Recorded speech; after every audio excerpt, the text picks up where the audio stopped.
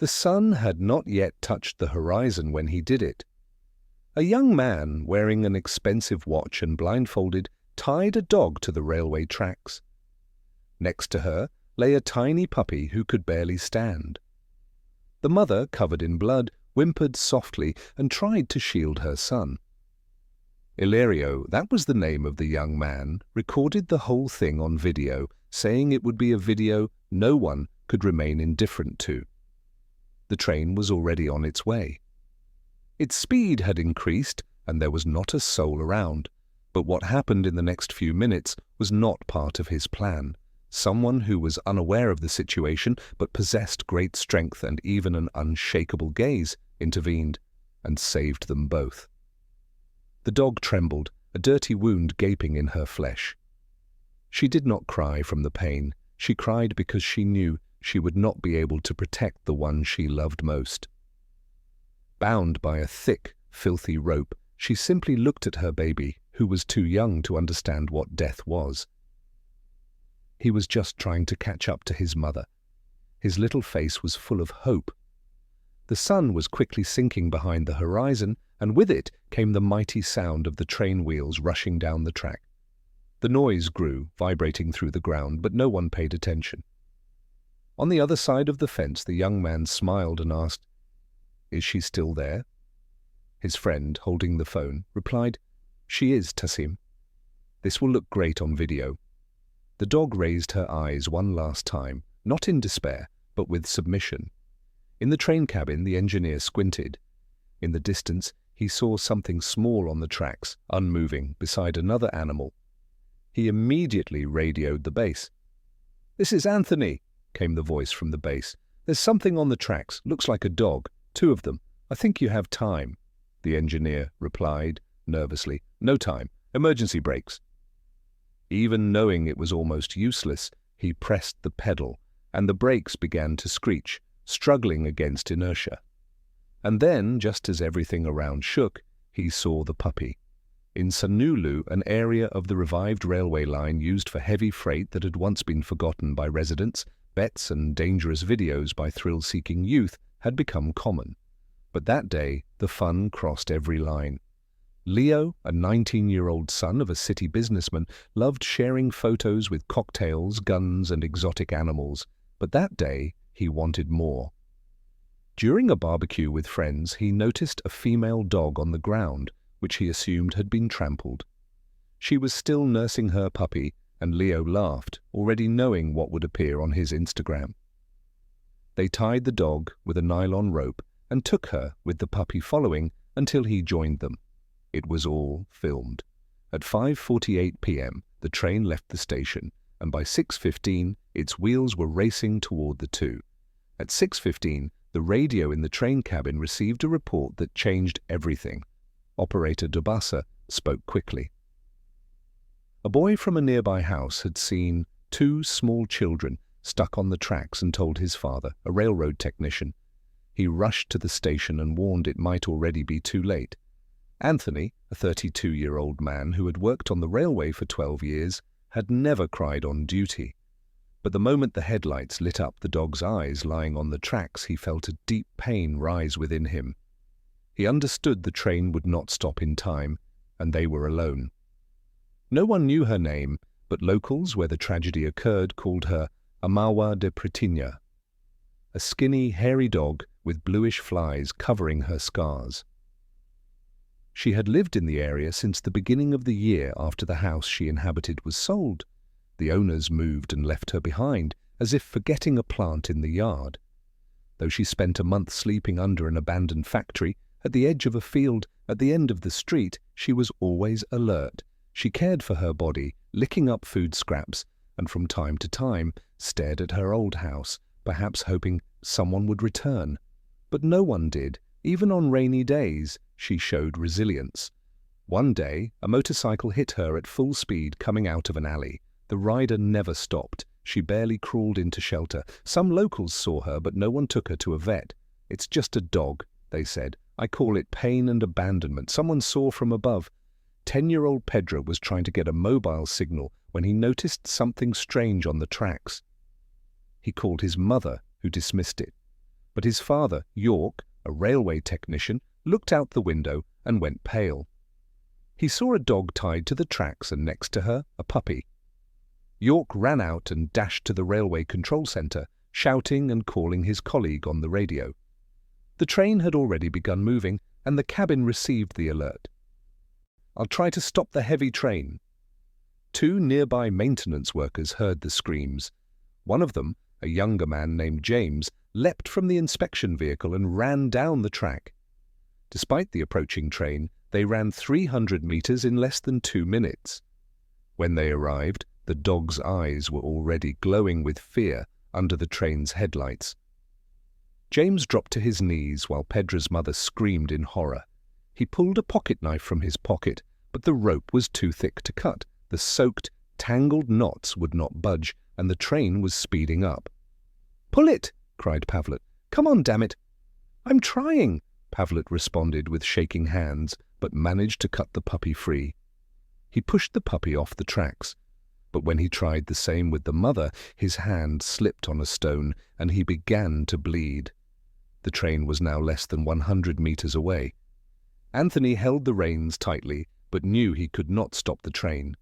Then, hesitantly, he picked up the baby who had been playing on the rails, but the mother barked and struggled. Jacob tried to push her away, but the pup growled, resisting. "He's trying to help," Pavlet shouted. Seconds felt eternal. Tension soared. Tiago pulled the mother away, released her partner, and they all fell from the tracks seconds before the train sped past. The train shuddered as it passed the cabin, and Anthony felt his tension nearly explode. He exhaled, climbed down before the train fully stopped, and saw the 3 on the tracks, Tiago, the puppy, and the bloodied mother. She was gasping, her eyes half open, her pup beside her. The driver cried, not from fear, but because even after everything, she was still licking her baby. The sound of the train still echoed in the air when the veterinary ambulance arrived.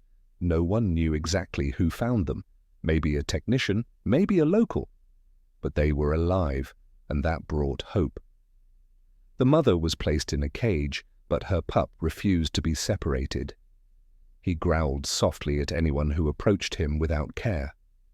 He was in pain, but they let him stay beside her, wrapped in a grey blanket. At the veterinary hospital, the diagnosis was clear. Open fractures, hind leg trauma, severe infection, and signs of chronic malnutrition. If he was not operated on, he would die within hours. The surgery cost almost $3,000, but no one hesitated. "We'll handle it," they said. Targa, still with his hand bandaged, said, "Take it from my salary. Just don't let him die." The vet hesitated, knowing the infection may have reached the bloodstream. "Are you sure?" he asked. Targa replied, "Yes." The vet did not look at him and said, "Then we will not give up either." The surgery lasted over 3 hours. The whole time, the puppy sat in the hallway, head between his paws, eyes fixed on the door. When someone walked by, he just looked up, as if saying the decision had been made, and he would live. Meanwhile, the train cabin footage began to spread, first among engineers, then across social media. A short and precise moment was captured. 2 people appear on the tracks trying to escape, and finally, the puppy returns alone, biting the rope. This is the legend of the train that did not stop in time, but love ran faster. Within hours, it gathered hundreds of thousands of views and an avalanche of comments. This puppy became a symbol. I cried more than many people. I was touched that the amazing mother who did this deserved our love and affection. Internet pressure grew, and with it came clues. One resident recognized Leo's voice in a video he had posted before the police reached his home. The first version of the story that became known was full of misunderstanding and fear, but the truth gradually unfolded through traces, message exchanges with friends, and archived video footage. Meanwhile, in the hospital, the surgery ended. It was weak, but alive. The vet said the next 72 hours would be critical, and if she could survive the next 3 nights, she would live. On the first night, she refused to sleep outside the solarium filter, so we made an improvised nest from hay and placed it next to the mother. The puppy barely opened its eyes, but when it stood next to her, she lifted her head and tried to lick its face. It was heartbreaking, but it was a sign of hope. On the second day, she tried to stand but failed. She cried in pain, but when the puppy cried too, she comforted him. She came to tears and tried again. On the third day, Antoni went to the clinic and brought a cloth from the train cabin. When he entered, the puppy recognized his scent and, limping, approached him, wagging his tail. "What a warrior," said the train driver. "He came to save the day, didn't he?" he asked, picking up the puppy. The puppy did not resist and immediately fell asleep against the man's chest.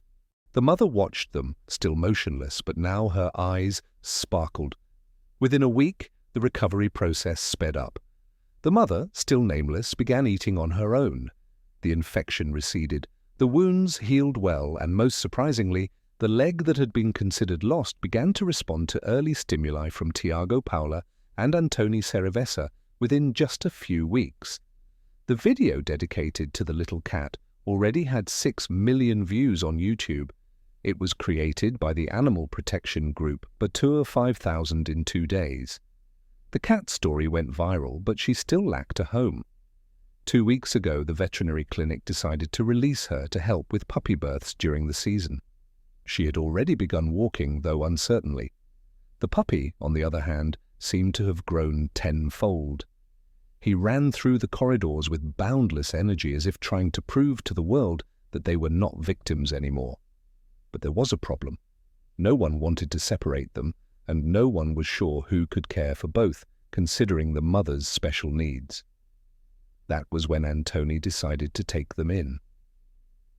He arranged a small back room in his house, placed soft toys, and installed a camera to monitor them while at work. For the first time, he gave them names, the mother, Hope, and the puppy, Spark, because she made him believe in his strength again. On the first day in their new home, Spark happily explored every inch. She was very cautious and always stayed close to the walls. But that night, they slept curled up together on the living room sofa. Antoni turned off the lights and remained seated, watching them. He smiled, mumbling, "I never thought I would cry over a dog." But he had never felt such love either. Meanwhile, the civil police completed the investigation regarding the complaint against Leogan Javel. The prosecutor charged him with aggravated animal abuse. The surveillance footage was presented as evidence. The defense tried to argue it was a mistake that got out of hand. But during the hearing, the judge called for silence before delivering the verdict. After watching the footage and reviewing the reports from the veterinarians and railway officials, he said, "Unforgiving anger is poison, but sometimes a little kindness is enough to heal the world." Leo was sentenced to 2 years of community service and a fine of 30,000 reais. The shelters and TV shows he represented were shut down. His social media profiles were suspended. This unprecedented ruling in the Equator region was made public and caused a huge public reaction. Contracts were cancelled, sponsors vanished, and Leo's reputation was destroyed. But none of that mattered anymore to Hope and Spark, who had to shine. The next month, Antoni took 2 horses and travelled the railway where everything had once seemed destined. But this time, he had a different goal.